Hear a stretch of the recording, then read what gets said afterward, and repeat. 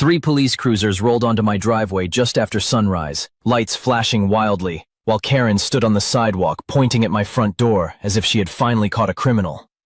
"Arrest him!" she screamed, voice shaking with outrage. "He stole from me!" I stepped outside half awake, completely stunned, wondering what twisted story she had invented overnight. Steal from her? I had never taken a single thing. The officers looked serious, my neighbors gathered quietly, and suddenly, my peaceful morning felt like a public trial. The strangest part? This chaos, this accusation, this humiliation began for one ridiculous reason. I refused to lend Karen money when she demanded it, and she decided revenge was easier than accepting the word no gracefully. When I first moved into the neighborhood, it felt like the kind of place people dream about. Quiet streets, trimmed gardens, children riding bikes at sunset, and neighbors who actually waved when you passed by. Mornings were peaceful, evenings were calm, and for a while, I genuinely believed I had found a little pocket of sanity in a noisy world. Then I met Karen. She was the HOA president, a woman with a polished smile that never reached her eyes, and a talent for turning tiny details into full-blown emergencies.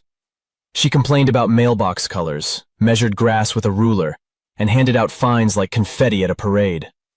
Nothing escaped her attention, especially anything that gave her an excuse to feel powerful.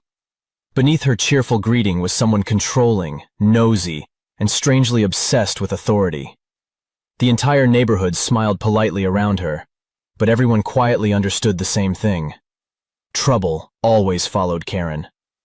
And whenever she appeared, conversations ended, curtains twitched, smiles faded, and patience quietly disappeared overnight completely. One evening, just as I was settling in with coffee and enjoying the rare silence Karen usually disturbed, my phone buzzed with a message from her. There was no hello, no courtesy, no attempt at sounding human. It simply read, "I need $20,000. Send it today." I stared at the screen, honestly wondering whether it was a joke, a scam, or proof that Karen had finally lost touch with reality. I replied calmly, asking why she needed that much money so suddenly. Her answer came fast and sharp. She told me it was none of my business, that it was urgent, and that I should help because neighbors were supposed to support each other. The arrogance was unbelievable. Even so, I kept my composure and told her I could not lend $20,000, but if she truly needed help, I could offer a much smaller amount. Her response changed instantly from demanding to venomous. After a long pause, another text appeared, cold and deliberate. "You'll regret this." In that moment, something ugly quietly began. I didn't know her wounded pride was about to turn my peaceful life upside down completely. When Karen realized intimidation would not work, she turned the HOA into her personal revenge machine. Notices started appearing on my door almost daily. My trash can was 3 inches too far left. My mailbox leaned slightly. A harmless stain on my driveway was labeled hazardous. My lawn was supposedly too tall, and my holiday lights were somehow offensive. I ignored every ridiculous fine, which only made her angrier. Soon, she reported my car for illegal parking in my own driveway, tried scheduling a tow, and even smashed my mailbox, then blamed teenagers. She whispered rumors that I was hiding money, cheating on taxes, and running shady business deals. Neighbors began noticing her obsession, watching with equal parts disbelief and exhaustion. Yet Karen kept pushing, circling my house, photographing nonsense, and acting like a detective chasing imaginary crimes. What started as a petty annoyance became something darker, relentless, personal, and strangely manic. The whole neighborhood could feel it, that unsettling sense that Karen was no longer trying to punish me. She was trying to break me completely for daring to tell her no. And somehow that absurd campaign was only the beginning, because her next move would drag police, lawyers, and public humiliation straight onto my quiet front lawn one shocking morning before sunrise that changed everything forever in our street entirely. Then came the knock that changed everything. Early one morning, 2 police officers stood at my door with grim expressions and asked me to come inside. Karen had filed a formal report accusing me of fraud, theft, and suspicious financial activity, claiming I was running some elaborate scam from my home. For a brief moment, even I felt that cold sting of disbelief. But panic solves nothing. So I invited them in, sat down calmly, and brought out every record they asked for. Bank statements, tax filings, purchase receipts, and, most importantly, Karen's threatening messages demanding money. As they read through the texts and compared dates, their expressions shifted from concern to irritation. One officer actually shook his head, stunned that someone would weaponize the police over personal revenge. The fake HOA fines, the towing attempt, the rumors, and now this false report suddenly formed a clear pattern of harassment. Within minutes, Karen's story completely unraveled. The officers apologized for the intrusion, thanked me for cooperating, and assured me they would be speaking with her immediately about filing a knowingly false complaint. At that moment, I realized something powerful.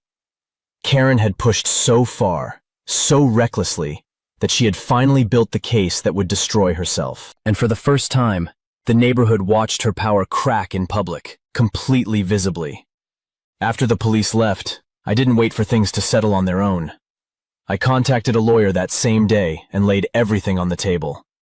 Every text message Karen had sent, every fake HOA violation, every ridiculous fine, the towing attempt, the rumors, and now the false police report. My lawyer didn't even look surprised. He said cases like this always collapse under their own arrogance. We filed for harassment, defamation, and abuse of HOA authority, building a clear pattern of targeted behavior that couldn't be ignored or explained away. When the court date arrived, Karen walked in with the same confident expression she always wore in the neighborhood, like rules existed for everyone else but her. At first, she tried to defend herself, twisting words and claiming she was only protecting the community.